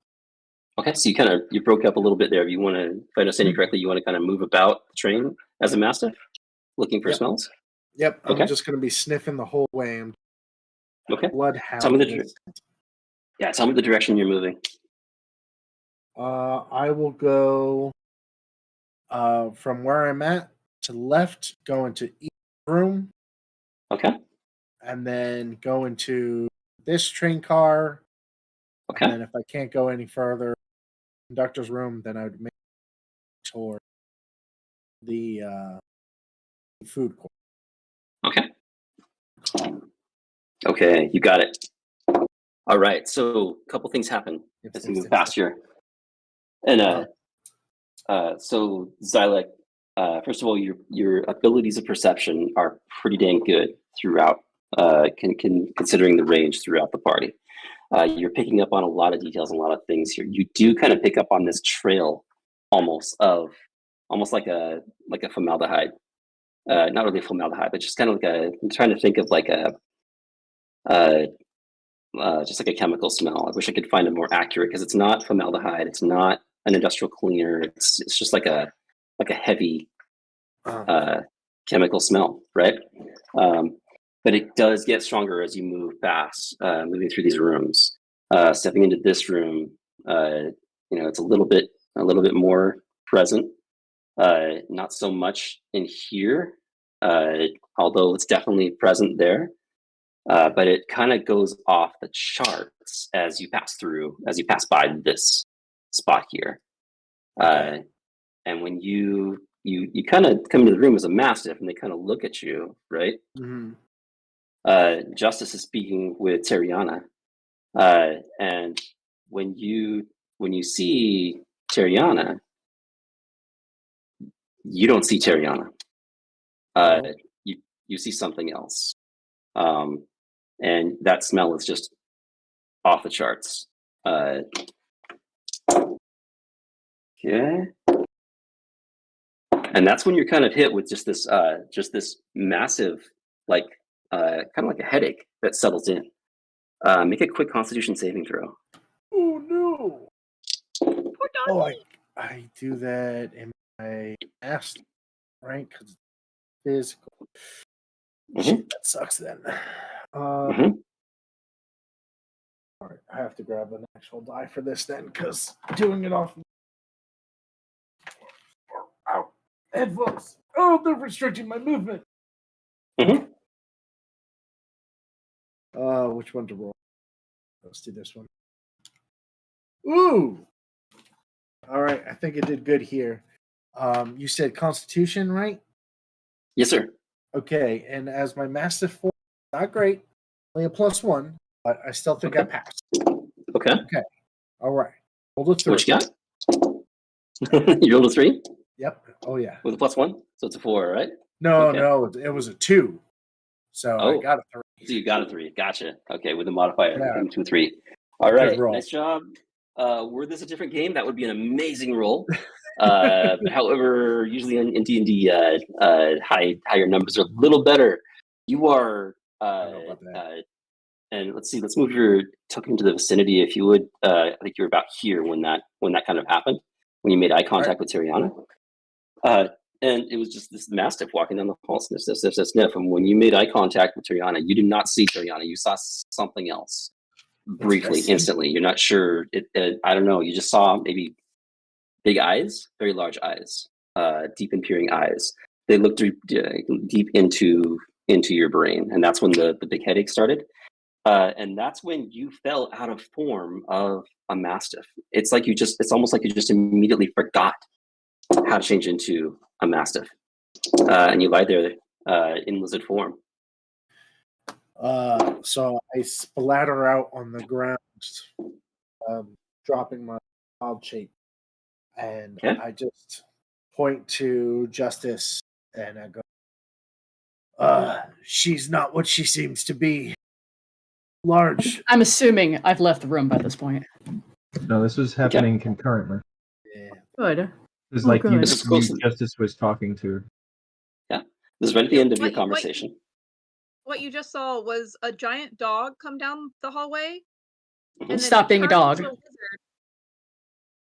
and then say, "She's not what she She seems to seems be. to be." Her scent is all over the place in the murder room. I'm She- gonna turn around to him as I'm saying my goodbyes, and with my back turned, I'm going to say, or I'm going to do the shh look, right? Mhm. And I am going to politely excuse myself, shut her door on the way out, Mhm. and then gesture for Falcon to follow me. Okay. all Okay. And right. Terriana's kind of trying to just keeping it cool. Are you all right, sir? You know, he's an odd fella. He ate a plastic plant earlier. It's probably just affecting him. I bare my teeth at her. Okay. You know the chemicals that go into the plastics these days. I'll take him off. I'll get him a drink. I'll sort him out. Yeah. Yeah. And Terriana just kind of just like, I do hope he's all right. Oh, he'll be fine once he gets a beer or two in him. Come on, buddy. Mhm. And I will not quite drag him off, but drag him off. Okay. And when we are out of earshot, I'm going to say, you know, generally, you don't point the finger at But a person until you have a motive and all of that kind of thing established. Just investigation 101. I'm finding the half elf, Elspeth. I need to talk to her. Okay. Also, what the hell are Maybe- you going on about? About that person not being what? you saw she tore me from my animal. I saw a beautiful woman and a dog come sniffing around No, and then she fall back is- into a lizard. She is no such thing that describe. Her scent is everywhere in that room. I The didn't second smell I her. came across, well, you ain't a dog. Or weren't. Well, a neither dog. are you right now, but Well, understandable. like I said, I she know where tore you're coming from. before. She something I saw past guys. Or look, I may not know much about this. I know much about magic. And there Are was you some healing? sort of illusionary glamour on this person. She And I peered don't through. doubt that. But She's- do you need healing? And Ah. also, this sounds like wizard shit. I very much well be wizard shit. Healing, I don't think I need anything on the immediate case. She Well, then knew we I will go was. get Elspeth. Because Huh? there is one thing. There are two things that will help in this situation. The first one is a woman's touch. The second one is a wizard to do wizard shit. So let's go find her. Yeah, perhaps we all get back to relay whatever information we were. Also, I don't think Ricky Diggett's had any part of his scent was nowhere found. So as far as Ricky I Diggins can is an tell, idiot. he's still on the fence for me. Yeah, I don't think Ricky Diggins is the culprit here. I think he and his I think he's just an God, I hate to say it, an unfortunate victim in all of this. Let's and I'm literally just gonna go and try and find the lightning sorcerer. Okay. I know not to call her a wizard to her face. I am also not in her face right now. Mhm. Okay. Also, thank you, Scott, for understanding my microplastics joke. Oh, Love that. All right. Yeah. So kind of figuring out, and you guys, finding that safe spot. Kind of, Xylek, you're able to kind of gather your senses and try to figure out what the heck happened. A couple of things that you're kind of feeling right now. One, you know what you saw. You definitely did not see. You definitely did not see a human or half elf or whatever the heck the book says about this adventure. That was definitely not what you saw. And the second thing, you literally cannot fathom. You cannot remember how to change into a mastiff right now. Uh-oh. Just the ability to move into that wild shape and moving into that. It's like a piece of information that you used to know, and it's driving you crazy. If you've ever kind of forgotten a word or forgotten a detail, forgotten the person's name, it is elusively in that realm. Great.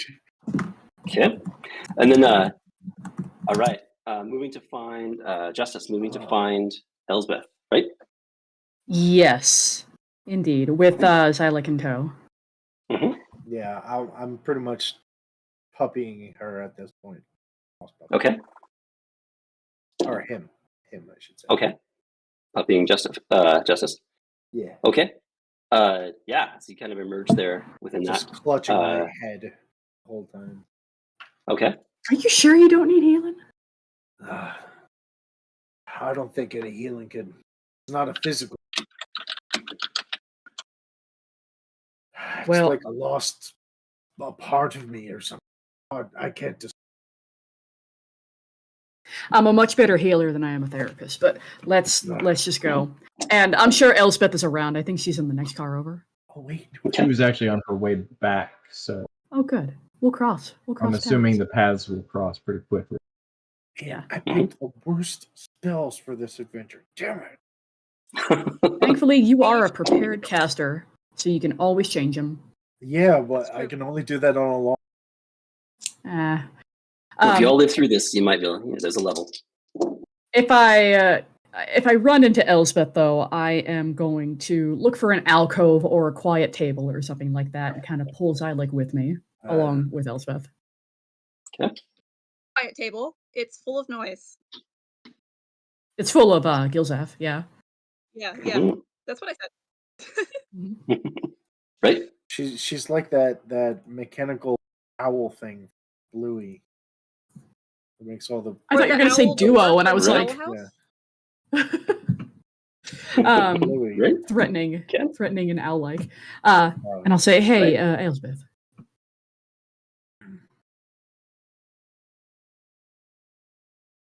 You know, normally I'm used to people acknowledging me if I call out to them. All right, fine, whatever. Yes. What? There is a rich widow of the deceased who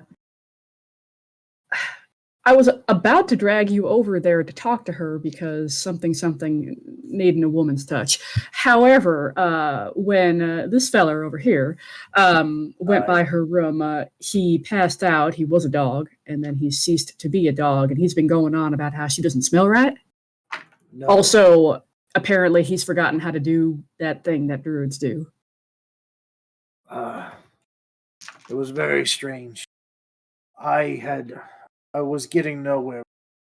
Own words and detective work, so I did what I can actually do and wild shaped into a dog, a mastiff.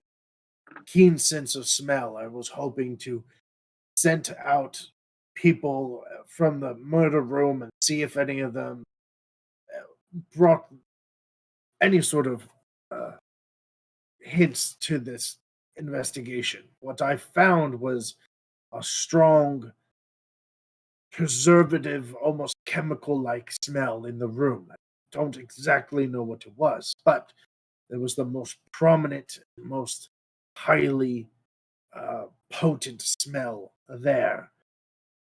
I had followed the scent into various other rooms, and when I approached Justice, what was her name? Terriana. Yeah. Terriana. When I had approached her cabin, I did not see what Justice described her to be. I had seen some sort of monstrous, non-humanoid figure. Their large, piercing eyes broke into my concentration and shunted me out of my animal. But her scent, that scent was so immersed within that creature's being. Highly, highly concentrated. Very clear indication that whatever scent that her and the murder room were connected. Yeah, well, all I saw was a beautiful woman on the other side who seemed to be a very sad, wealthy widow. So clearly there is something going on here.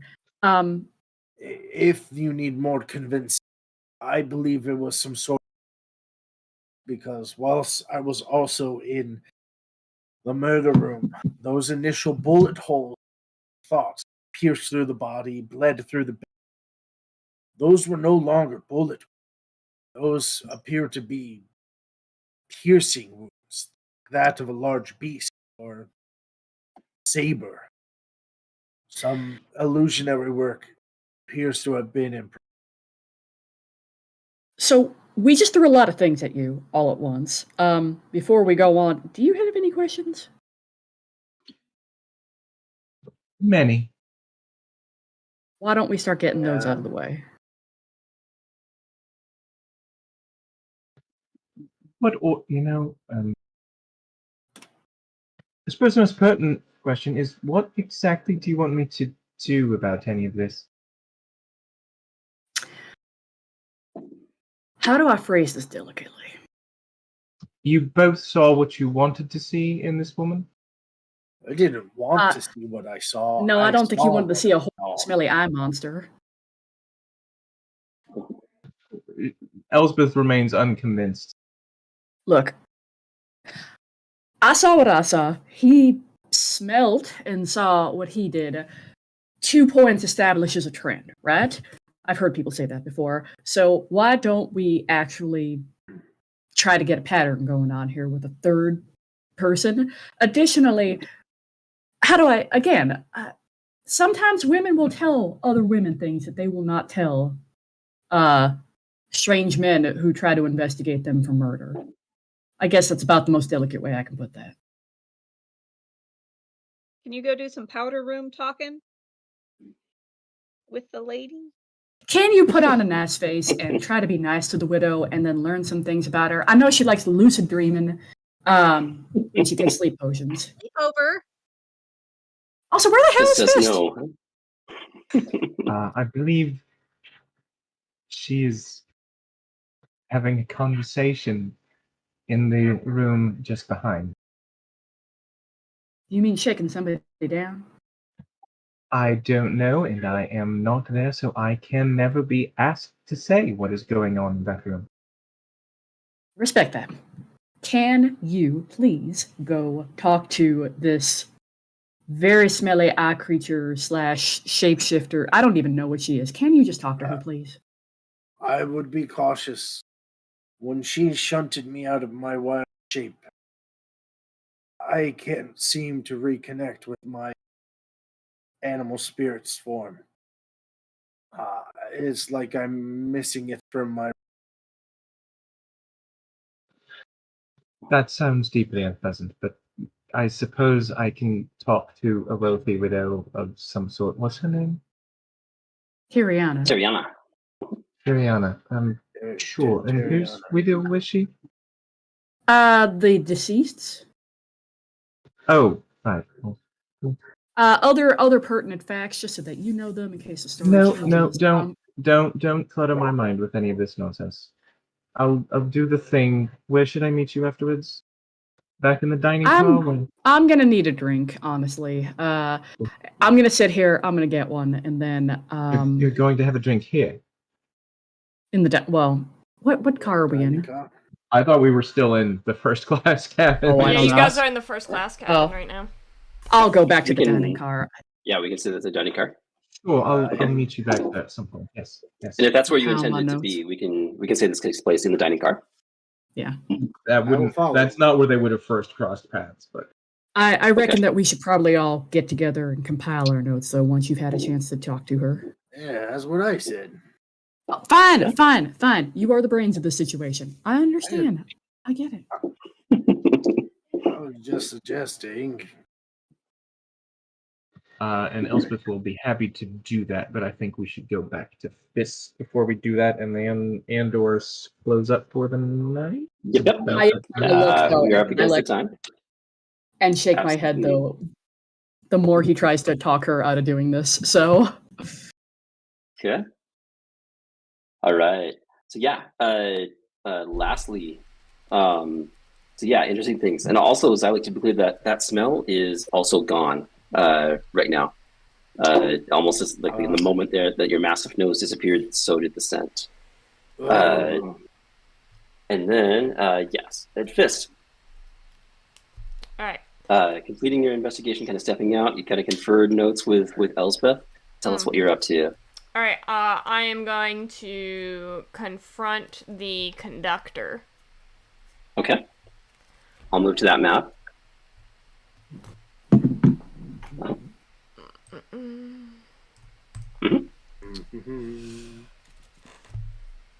I have a few more questions for you, if I may.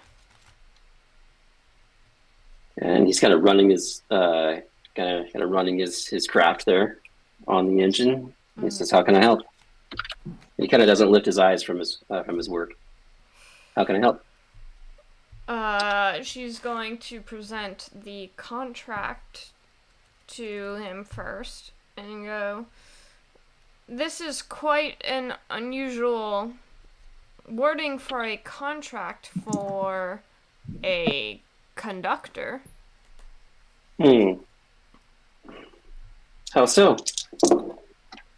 Well, generally you're contracted for a few trips, not just to a location and back. What is the special circumstances for this trip? Well, it's actually quite simple. I was pulled out of retirement. I needed some extra, I needed a little extra coin, needed some employment.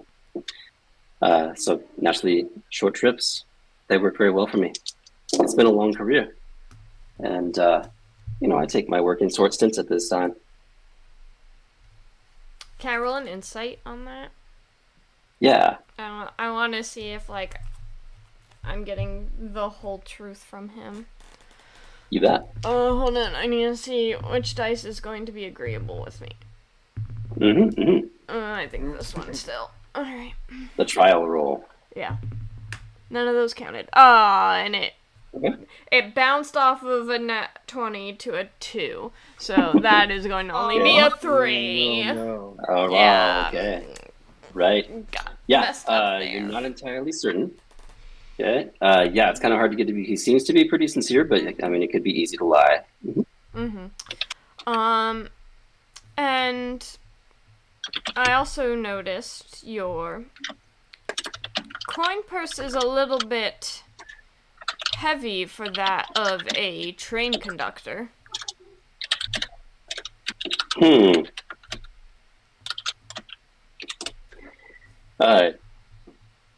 looks over there and he says, "What authority did you have to go through my personal effects?"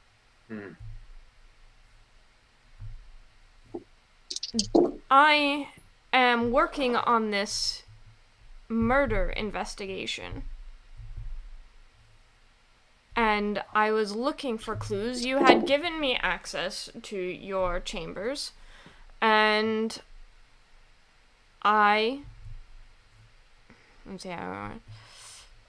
so anything that is even remotely off is to be questioned so that I can solve this murder, so that the queen doesn't have a murderer running around in her city when we arrive. So, unless you're hiding something, it should be a relatively easy question to answer. Yeah. So he says, "I assure you, I am no murderer. I take the coin purse and keep my savings with me as much as I possibly can. You never know when you might need extra coin on a run." Alright, I'd like to try and roll another insight. Okay. Yeah. What'd you get? That time it was a 12. Okay. Yeah, he's lying. What a liar, pants on fire. Absolutely. Yeah, it's all the tells. He's showing you nothing, but he's telling you everything. Is that so? because I think you're hiding something. Now, did I get a note of what exactly part he was lying about? Because he did even say that he is not a murderer. Like, was there any clue as to which part he was lying about in that? More lying about the coins. More lying rather about the than not coins. being a murderer. Okay. Yeah. Yeah. So. Mhm. I'm not. Considering the source thereof. You may not be a murderer, but that doesn't exempt you from being an accomplice. Maybe getting paid to keep things quiet, getting paid to help hide evidence, getting paid to give someone access to a place that they shouldn't have access to. Okay. Let's see how he handles all of this. Okay, so he begins to speak, and rather quickly. He says, as a train conductor, I see a lot of things. And I think you and I both know that there are two sets of rules in this domain, wouldn't you say? There are those who keep the rules and who are punished. There are those who don't keep the rules and who are never punished. I've known Egan Backer since before the war ended. He knows things about me, and he enjoys holding things over my head. That, I can tell you, is the truth. At times, I was able to gain some leverage. I'm able to gain leverage over those who try to blackmail me. And at times, I certainly take advantage of those situations. But let's follow this through, shall we? Suppose you find something on me that is certainly of a dubious report. Some law that I have broken. Let's follow that, shall we? What happens to me? You will be brought before. Am I brought to? Oh, good. Am I brought to justice? Okay. Yeah, and he kind of, the moment you say you'll be brought before the queen, ah, yes, justice. Sweet justice. And suppose then, if I were hiding something, what motivation would I have to bring it forth? If I were to be 100% truthful about such things, if they truly existed. I think what you might need to be asking yourself right now is, do you want to bust a low-level thief, or a low-level, not even a thief, somebody who's simply trying to get by? Or do you want to bust a murderer? I want to bust all who are involved. I can help you with that.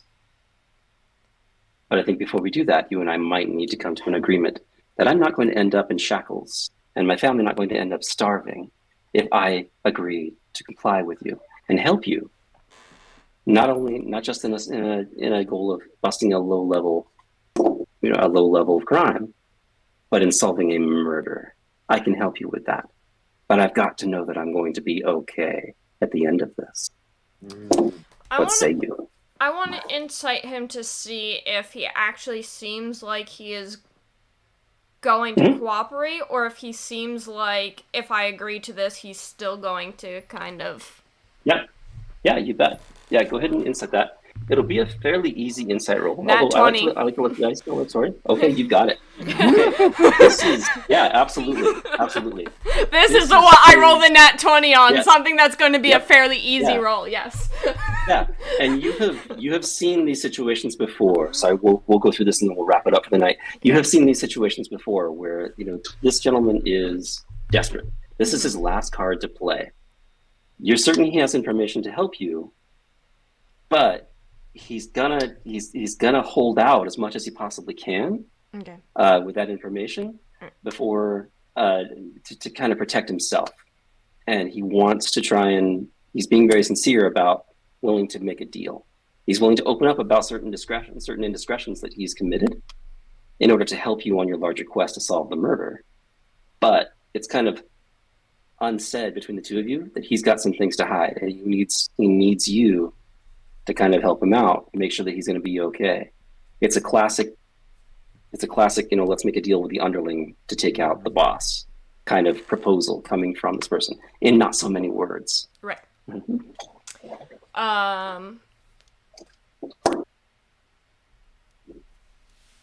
I'll say generally I would prefer to take down anyone who is crossing the paths between the law. But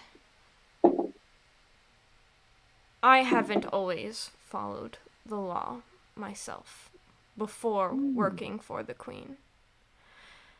And I understand needing to make sure your family is taken care of, make sure you are taken care of.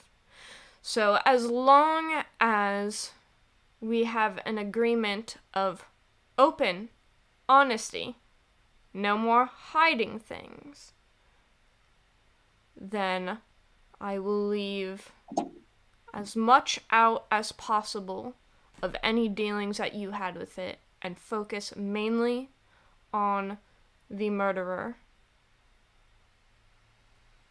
I have your word then. You have my word. So he kind of like pauses for a moment and sighs in a deep swallow. And he says, as I said, I've known Egan Backer since before the war ended. He was working on something, a weapon, trying to get himself into House Cannith. A weapon that would allow you to, basically a gun. He describes the Backer's pistol. He needed to get that to House Cannith to show them, and the only way through was this train. I was pulled from retirement to make this trip. At some point along the way, there is something bigger at play here, something more hideous. And for whatever reason, whatever that was, they did not want Backer to reach his destination, to present that weapon. Or perhaps there are other things there, other dealings that he had that needed to stop. But what I can also tell you is that this is but the precipice of a larger conspiracy. There is a greater evil at work here. Much greater. What I can tell you is that Egan Backer was a target for many. But for murder, only one could do that. Only one could be close enough. His wife. And what else? And he starts to kind of like lose breath a little bit as he's telling you these things. He's getting a little panicked and sharing these details, right?